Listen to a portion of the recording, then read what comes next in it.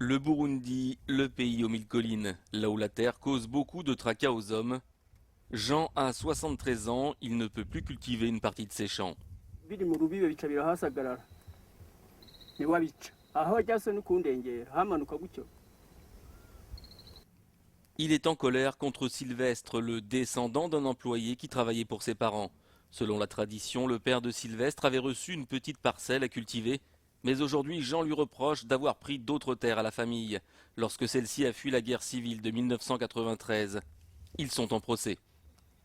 jewe nkaba nsaba ko rero sentare iducira urubanza ko yonkomora itongo ryanje ikabankura ko naco twigeze dusangira nkazogerageza kunyenyagurira abo bana nabo Imana ibahaye bakaza baraza kuza baricira igero baraba kandi ko bafashe nayo kubakwira nuko bakwira niho bakwira n'umwanya na mutoya n'ubu batunzwe n'agahinga FAO niwe bibafasha kuko bari mu mashira hamwe batunzwe na FAO ngo yaraje ngo ancira ibiti ngo mu 1995 ibiti yari kureka kubica kandi ari ivyiwe kuva kera. Mu 1995 hari n'intambara ntiyari bwanahere, yarazanye n'abasoda basanga uwo mutama muhira ngo aze kwishuza ibiti. None mu kuza kwishuza ibiti canke ibintu vy'itongo hazamwe abasoda. Impossible de les mettre d'accord, au Burundi ce cas est loin d'être isolé. Les procès liés aux litiges fonciers sont complexes et interminables. La terre manque cruellement, elle est morcelée, abîmée, mais il y a de plus en plus de bouches à nourrir. La population risque de passer de 8,5 à 13 millions d'individus en 2025. Retour chez Jean et ses 28 enfants qu'il élève avec Marie-Rose, sa 4e femme, dans un village érigé par les Nations Unies pour les déplacés de guerre. À cause du procès en cours, Jean ne peut pas cultiver sa terre. Alors Marie-Rose travaille avec d'autres femmes pour une association partenaire de la FAO. La terre est prêtée par la commune. La FAO fournit des semences à haut rendement, patates douces, soja ou encore du maïs.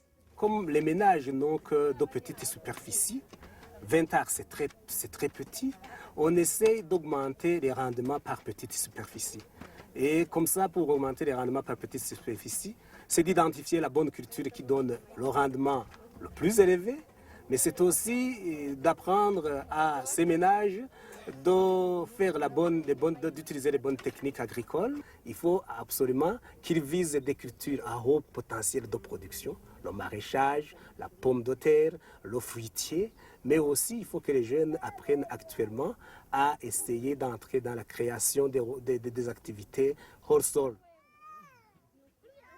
Permettre aux populations vulnérables de sortir de l'agriculture de subsistance, une priorité pour la FAO. Un plan d'action de 60 millions de dollars mis en place en 2010 devrait permettre d'aider plus d'1 million de Burundais. Ici par exemple, à Nyamuswanga, ce sont les marais qui sont aménagés pour être exploitables. Les familles s'unissent pour cultiver le riz. C'est une alternative qu'on est en train de mettre en place en aidant les ménages qui ont des parcelles à marais à bien les exploiter et à faire une bonne gestion de l'eau autour des associations, quitte à ce qu'ils puissent cultiver pendant tous les 3 saisons culturelles de l'année. Le plan FAO pour le Burundi permet aussi de financer des travaux de grande envergure. Ici, dans la plaine de Limbo, près de Bujumbura, ces canalisations permettent d'irriguer de nombreux champs. Un périmètre de plus de 3500 hectares est à présent exploitable. Mais il faut faire face à une autre problématique, le retour des réfugiés.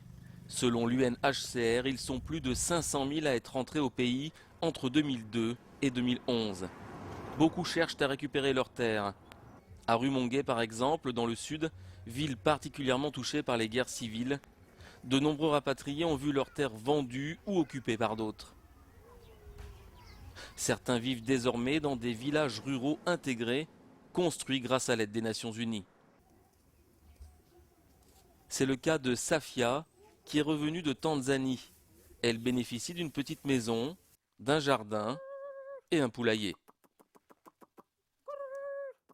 Yego neza cyane aha kugira ngo nikore ko ngaha aye ni kurondera ukuntu nobaho n'abana kugira ngo turonke ubuzima butomoye nk'abandi tuca dukora tukikora tugatera utuboga tugatera itomate tugatera ivyamwa byose n'ibindi.